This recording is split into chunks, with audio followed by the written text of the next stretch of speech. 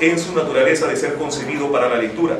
De esta manera encarna el sinnúmero de trabajos literarios condenados al acartonamiento en manuscritos que aspiran a ser letras de imprenta, pero que a falta de medios que apuesten por el arte no verán cristalizada su pretensión y cumplirán su destino trágico de ser devorados por bibliófilos, es decir, no por bibliófilos, sino por bibliógrafos, o sea, ratones y polillas. ¿Ya? Serán documentos finalmente que no llegarán a los lectores, sino que serán más bien exterminados por cierta plaga, ¿no es cierto? Ahora, ¿eso qué nos da a pensar? Que el autor, ya dijimos la ironía. ¿Cuál es la ironía? De que este cuento no llega finalmente a ser publicado ni llegará a manos para el concurso. El autor ironiza de esta manera a la cantidad de trabajos que se quedan en el proceso, la cantidad de trabajos que terminarán acartonados y no llegarán a cumplir su naturaleza, que es justamente el ser leído. ¿De acuerdo? En el relato de Andrés Díaz Núñez, es más, los únicos que leyeron el cuento de Adelino terminaron signados por la desgracia. ¿Ya? El anonimato o eran fantasmas como Lecid Guasos. ¿De acuerdo? Entonces, ¿qué encontramos en el relato? Finalmente, una historia que está basada en una leyenda urbana, que la conocemos, pero ¿dónde radica el mérito? ¿Dónde radica lo sustancial, el arte? En el tratamiento que le da el autor, el estilo, la marca personal. ¿De acuerdo? La técnica narrativa utilizada para organizar el material y luego los recursos estilísticos que dotan de belleza al cuento. Muy bien, he querido compartir el trabajo con ustedes, espero que sea una invitación de repente a seguir profundizando y a conocer más la obra tan interesante del maestro Andrés Díaz Núñez. Muchas gracias.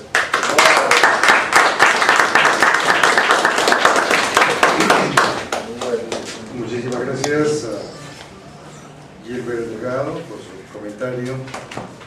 Se encuentra también con nosotros Antonio Castro Cruz, profesor y crítico literario, quien nos tiene también preparado un análisis global en cuanto al tema de hoy día, denominado coloquio, coloquio sobre literatura andina en la región amerindia. Invitamos por favor al profesor Antonio y el aplauso para él.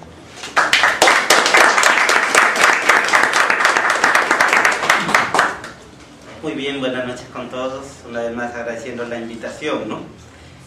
En el caso del tema, la literatura regional andina, en este caso, ¿no? Influencia en la literatura de Lambayeque, definitivamente, como compartimos la línea de análisis o de comentario, habría bastante que abarcar, ¿no?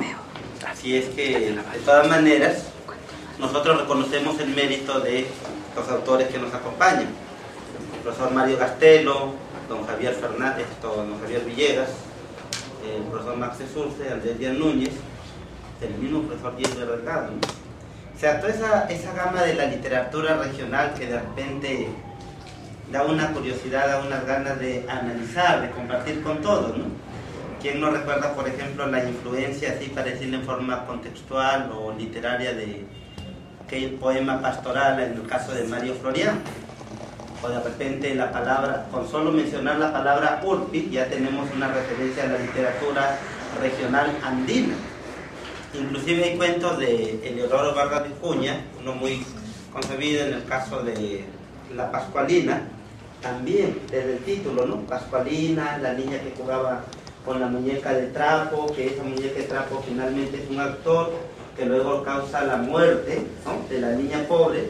O sea, la muñeca se entrega con una intención de ayudar, pero esta intención de ayudar pierde todo sentido cuando más bien se convierte en un motivo para quitar una vida, en un cargo de conciencia para la niña de clase media que le había dado esa muñeca a Pascualina, ¿no?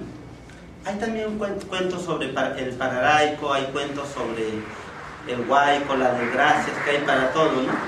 Pero como le digo, esa logósfera, como de repente decía Roland Barthes, esa logósfera literaria que nos sitúa en la intertextualidad es por demás amplia. Yo quisiera referirme, aprovechando también el comentario y análisis del profesor Mario Castelo Mundaca, en el caso del poemario La Otra Tierra del Sol, o sea, de ahí coger los temas y enlazar el contenido de este trabajo, de este compartir, ¿no? En este caso, en La Otra Tierra del Sol, de hecho que nosotros encontramos un quehacer poético variado.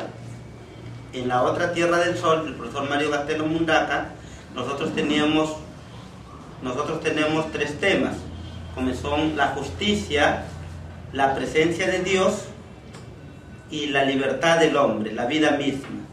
Pero estos temas, conforme se iban desarrollando en el poemario, encontraban más bien un curso de oposición, en el sentido de que si el hombre desea una libertad, lo expresaba bien el autor, el yo poético en sus versos, si el hombre deseaba la libertad de ser, por ejemplo, de cada uno de nosotros, esa libertad de ser se veía cortada. ¿Por qué?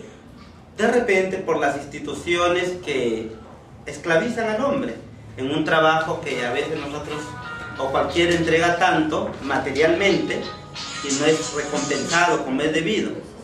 Por ejemplo, en el sentido de que si Dios era un ser también material o inmaterial, pero era un ser de repente, si es una religión de nombre, de doctrina, como se señala en el poemario, eso al hombre no le sirve para nada.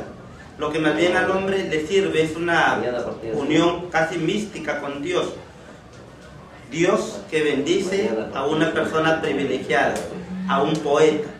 Y este poeta, ¿qué tiene que hacer? Compartir con todos el mensaje que tiene. Otro mensaje que viene también, que se presenta en La Otra Tierra del Sol, tiene que ver con la muerte. Cualquiera lloraría ante la muerte, cualquiera tendría que ver sus metas acabadas por la muerte. De repente, como nos señala César Vallejo en Los 9 monstruos, a veces unos mueren sin cumplir su objetivo, ¿no? Y desgraciadamente resulta el dolor. Hay algunos que nacen y mueren, otros que no nacen ni mueren, ¿no? Entonces este tema también es abordado en el caso de La Otra Tierra del Sol. ¿Por qué? Porque nos habla de que la muerte material de repente nos deja tristeza y nos deja nuestras metas truncas. Sin embargo, ahí mismo se produce un complemento a este tema, que es el siguiente: la muerte no significa el que uno acabe de repente todo en su vida, sino que más bien pase a otro estado. O sea que de repente el análisis que nosotros podemos tener, el comentario, es que en La Otra Tierra del Sol se toman en cuenta unas fuerzas opuestas: la vida o la muerte. ¿Dios existe o no? ¿Hay libertad o más bien hay esclavitud? Pero entonces, en el mismo poemario, si ahora nosotros regresamos y analizamos el título, La Otra Tierra del Sol nos habla que hay un mundo aparte. Y este mundo es un mundo de liberación, es un paraíso. Si alguien de repente dice, no creo en los motivos religiosos, en el paraíso, en el Edén, se puede creer en una esperanza. El libro, para citar un nivel paratextual, el libro La Otra Tierra del Sol lleva un comentario de contratapa que habla de que finalmente el verdadero libertador de nuestra conciencia, de nuestra alma, es el poeta. Una referencia de este crítico, como le digo, el comentario está en contratapa, que nos alude directamente al poema Epístola a los Poetas que Vendrán de Manuel Escorza, en donde también nos da en la estrofa final este mensaje, ¿no? El poeta libertará al mundo de su cárcel de ceniza. El poeta encenderá la hoguera en donde arda este mundo sombrío. En conclusión, en La Otra Tierra del Sol nos habla de que si alguien, en un tema social, en un tema religioso místico, se siente abatido por todos, sobre todo por haber dejado su terruño, porque hay poemas que nos recuerdan cómo se jugaba en la niñez, de qué otra forma habían otros valores. También hay un complemento, hay otra tierra marcada por otro sol, que es la poesía misma, a donde el poeta nos puede llevar o a donde él mismo nos está esperando. ¿Para qué? Para tendernos la mano y que nosotros logremos esa libertad tan, pero tan ansiada. Para poner un caso particular, un caso contextual, si nosotros estamos aquí esta noche, es justamente por eso. No por un afán materialista, sino por un afán espiritual. Concurren personas ligadas al arte y personas que están apegadas al arte, aunque de repente no lo produzcan, pero igual están invitados. sea, ese goce espiritual